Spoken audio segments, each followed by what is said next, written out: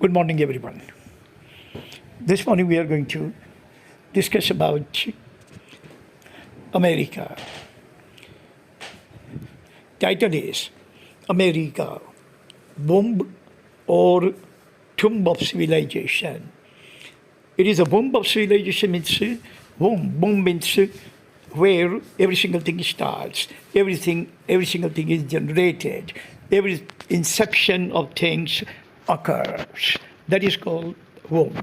Tomb means tomb is the place where corpses, dead bodies are buried. So now we are going to ask question, or GA Studio is going to ask question to GAF. What do you think that America has become? America has always been the womb of civilization.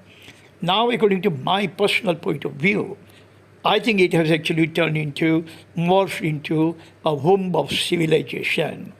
Now you have to decide your own judgment.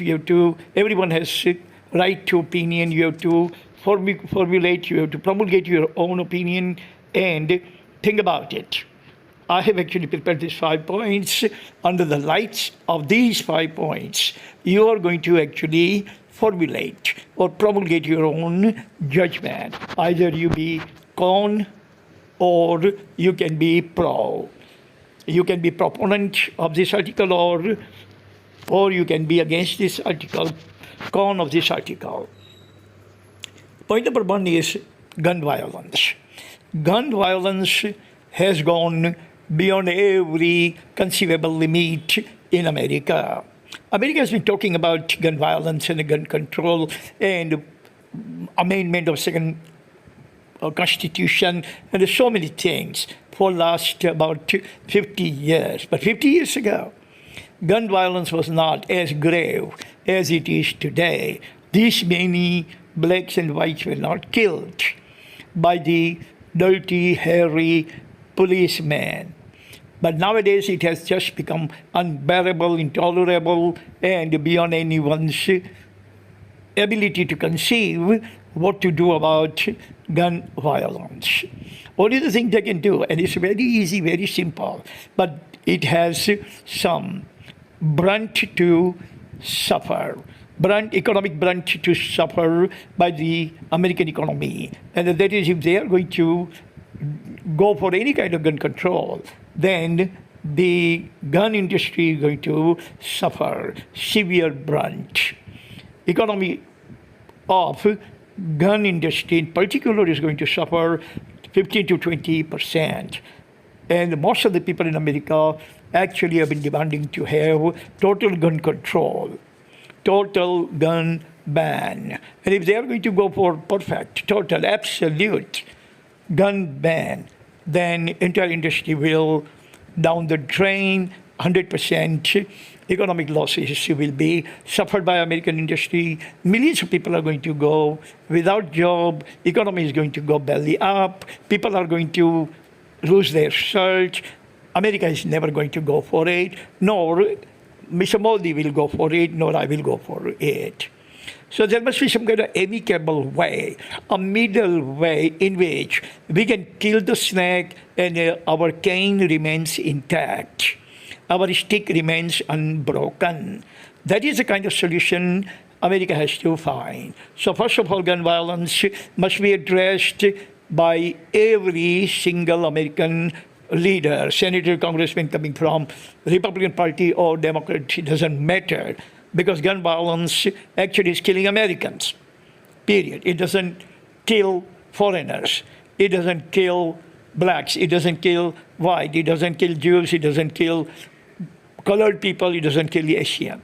It kills all Americans. So they have to actually think very, very minutely, very seriously, very closely, very attentively, with rapt attention that we must do something about gun violence, because gun violence is a kind of inferno that sears everyone in America. Point number 2, political wrangling.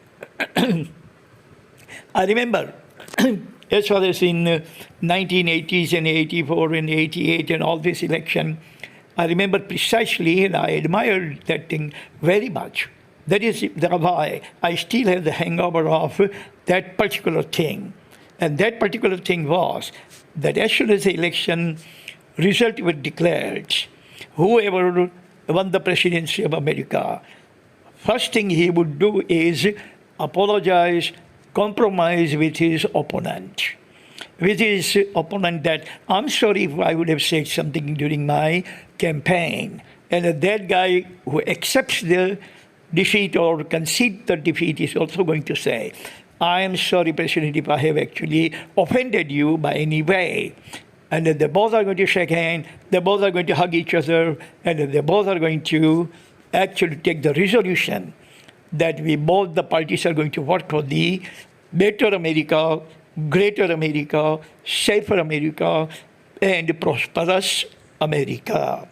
Meaning, they never carried grudge beyond the 20th of January. That is the inauguration day. They never carried the grudge beyond that.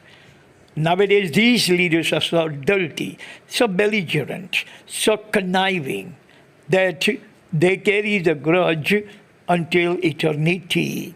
They don't forgive or forget each other.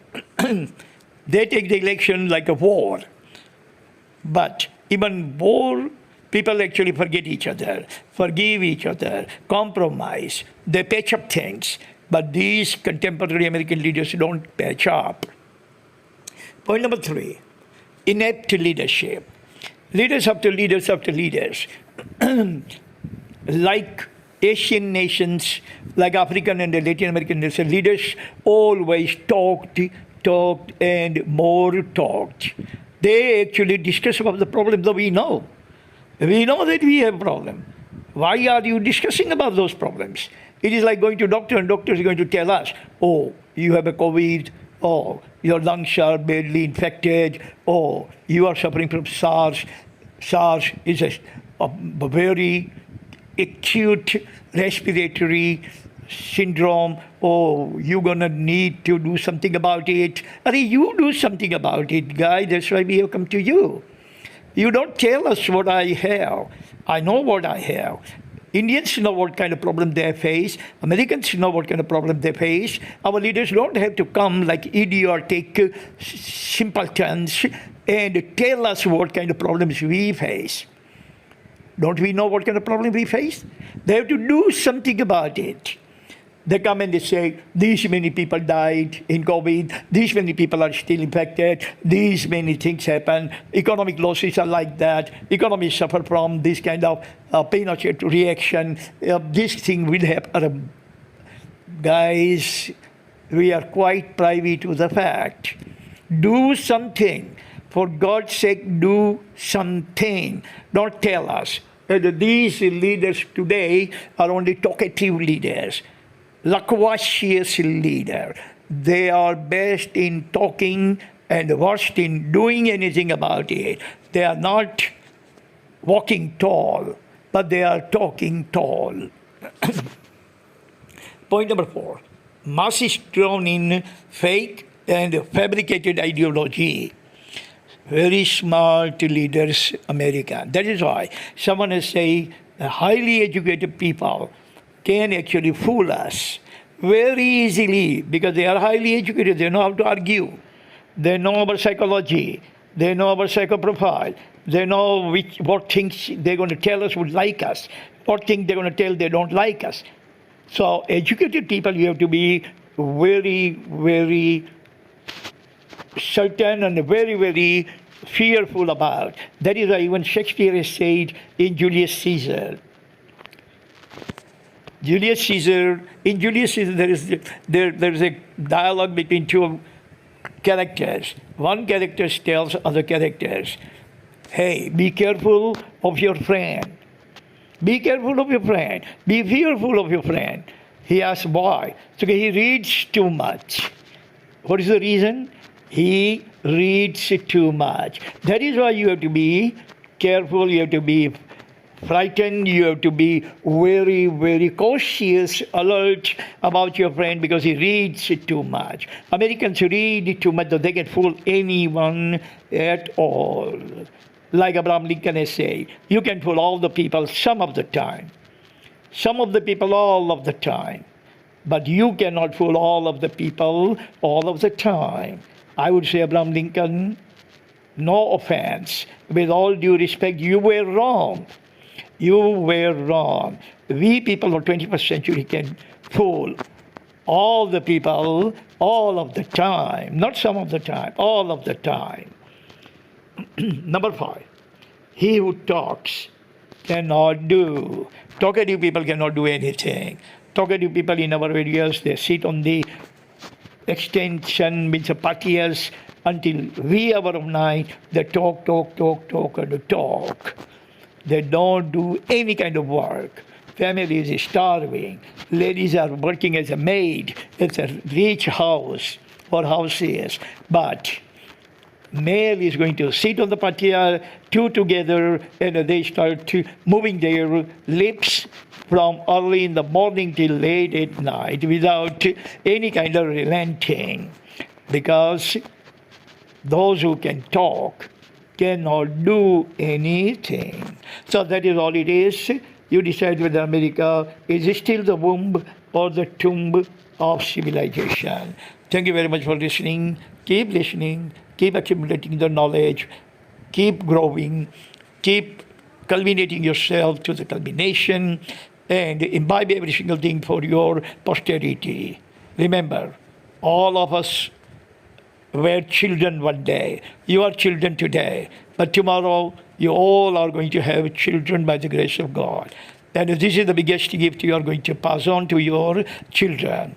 And the gift of knowledge. Money can wipe out. Money can evaporate. Money can fizzle out. But only stupid will not believe this thing, that knowledge never evaporates, never wipes out, never fizzles out, never sears, never burns, never damages, never devastates, never destroys. God bless everyone on this planet. See you again next time.